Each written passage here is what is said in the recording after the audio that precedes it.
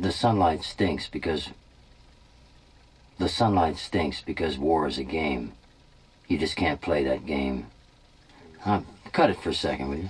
I can't get the sense of that. The sunlight stinks because war is a game. The sunlight stinks because war is a game, period. Hi, this is Francis Coppola, and I'd like to tell you a little bit about Apocalypse Now. Just over 40 years ago, I set off to make this project with the idea that as a big studio war movie, it would for sure be a financial success, and then it would be easy for me to produce the more personal art pictures I wanted to make. Little did I know that this would be a personal art picture.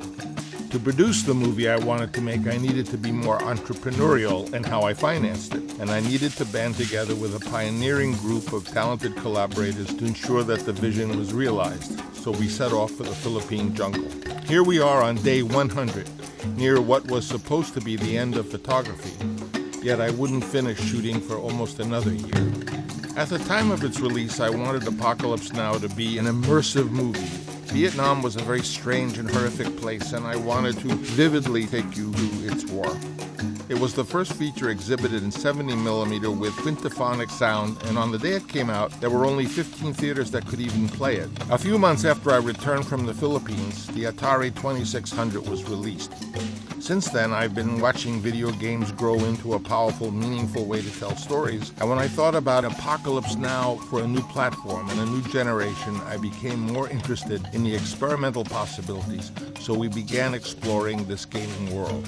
I learned quickly that the major game publishers have modeled themselves after the big Hollywood studios in that they're driven to make risk-free, formulaic, tentpole projects that fit easily into a specific genre. So I wasn't surprised to hear that these companies weren't ready to take on Apocalypse Now in the way we wanted to make it. Some game industry executives told us we should license our film and make a shooter game or do a mobile version, clearly trading only on the iconic title of the film. But that's the last thing I'd want to do.